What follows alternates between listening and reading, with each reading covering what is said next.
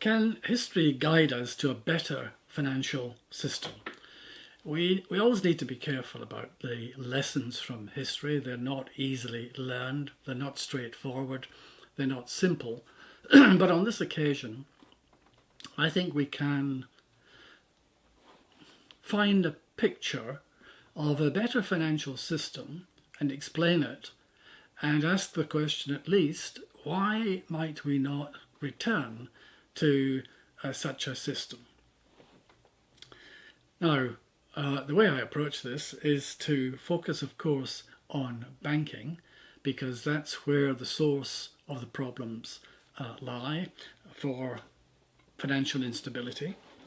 I'm going to discuss clearly England, and I need to be very careful about saying that in an institution such as this, but England to start with, and then later the whole country, Great Britain or the United Kingdom. Scotland deserves a separate treatment for the initial part of the period, and when I'm talking about the period, I'm thinking about 1700 through to the present day. So it's mostly about England to start with, and then it becomes one country.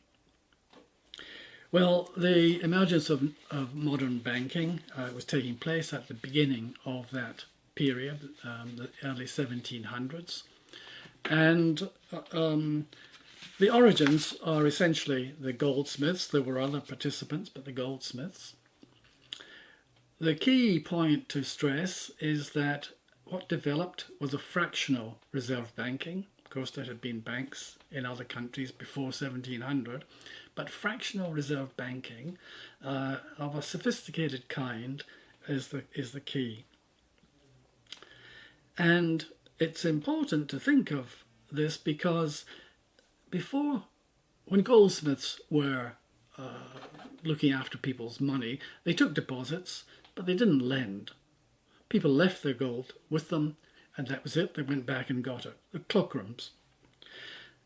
But when they start lending, we've got the beginnings of the fractional reserve banking system. Now, at the time, we're living at the time, 1700s, in a regulated world. This is the era of mercantilism, the political philosophy that puts the state at the centre of affairs.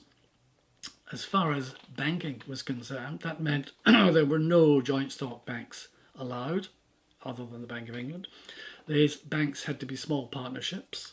They had to be of unlimited liability. And there were other restraints, such as the usury laws, putting a cap on interest rates that were in place. Now, it's important to remember that this fractional reserve banking is the necessary ingredient for a financial crisis. Financial crisis is something that affects the payment system. I'll come back very shortly to what it is not. Financial crisis affects the payment system. People's incomes go into their banks, their payments come out of the bank, and when that can't happen, because a crisis blows up and the banks can't supply the cash, then there are serious problems for them and for the whole economy. So that's the focus. So what happens in a financial crisis? Very briefly, something shocks the system. Some exogenous event takes place, a new discovery, a new market, or something of the kind. Investors are attracted, new investors are attracted. Then interest turns to other assets. Certain euphoria begins to build. A boom is taking place, euphoria, and it's not long before credit is overextended, a certain amount of fraud, profit-taking, and exit. Whoever holds the strings in the monetary world also panics and tightens the strings, and there is a collapse. What is not a crisis is if the exchange rate is extremely volatile or collapsing, if the stock market is collapsing, If a large institution, a large financial institution goes under, these are not financial crises.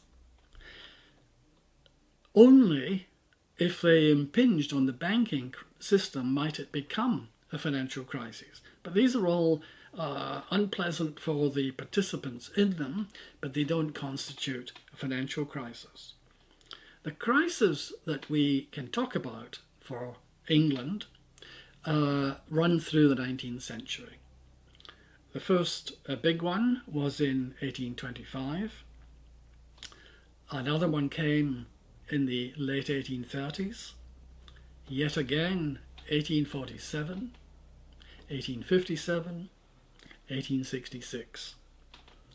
And the same pattern was present in all of these. Something would set the markets off. There would begin to be an expansion of credit. A boom would develop.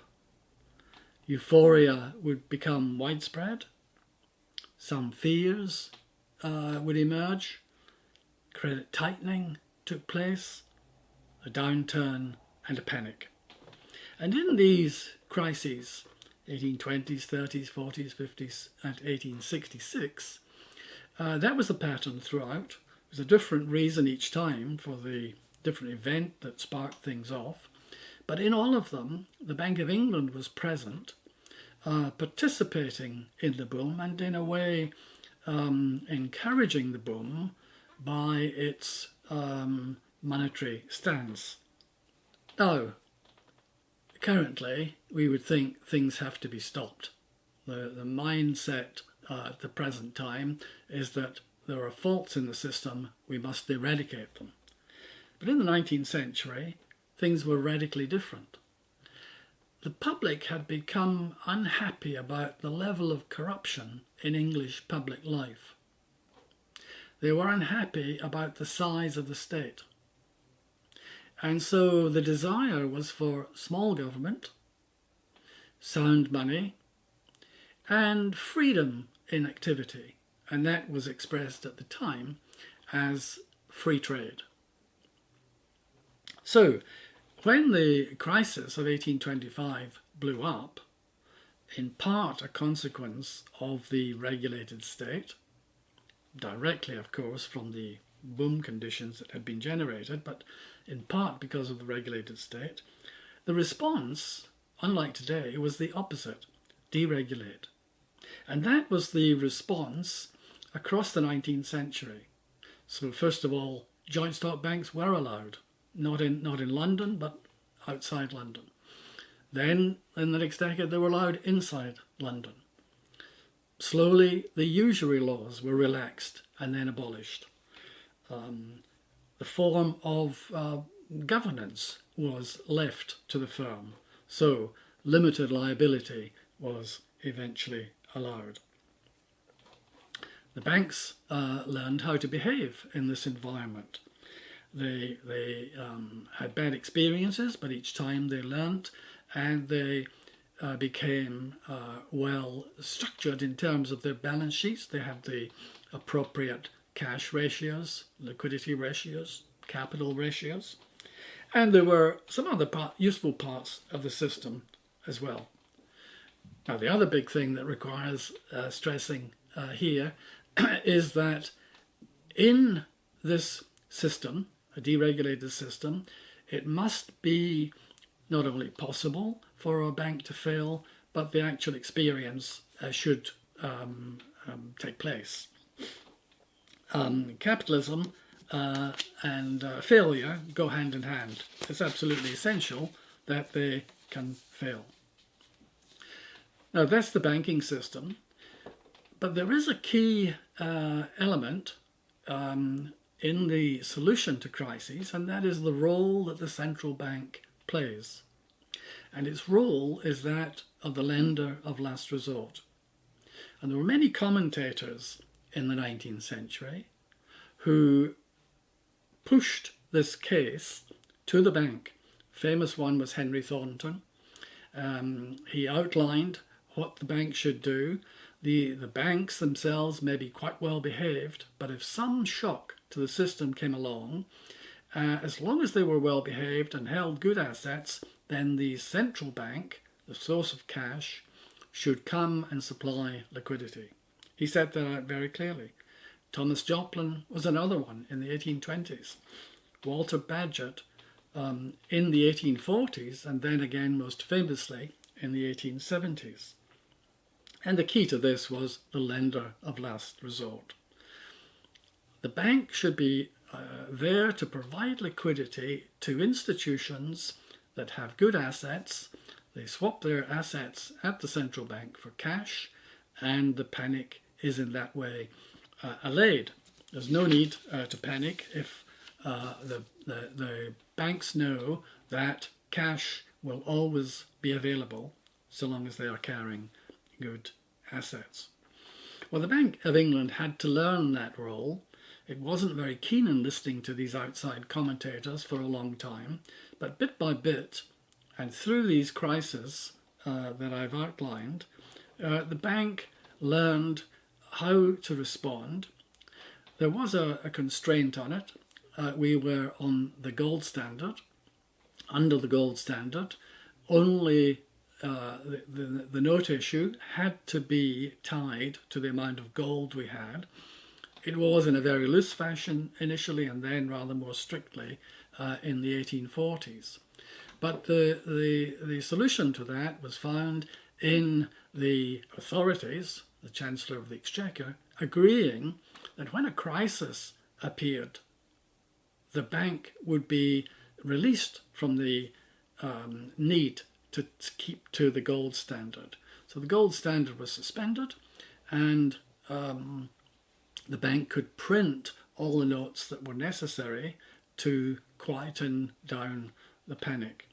The bank managed to do that in the course of bit by bit, and possibly, but only just, in the 1860s. And it meant that there were several elements in place by the late 60s. One was the banks knew how to behave and were careful. The Bank of England knew how to behave if a crisis did appear, and the monetary authorities knew that they should keep out of the monetary matters and leave these institutions to get on with what they could do.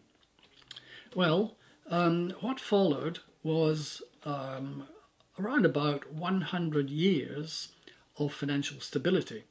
That is, 100 years of there being no crises, no financial crises, which is a remarkable achievement. And today we hear people say, informed people say, when the next crisis comes, because it certainly will come. Well, the system that evolved in Britain was one that laid a foundation upon which no crises appeared for 100 years. Unfortunately, some lessons were forgotten along the way. Re-regulation began to appear, first of all in World War II, and then soon after that, extensive supervision, international regulation, Basel I and II, but domestic banking acts dictating what the banks could do, and we got more crises.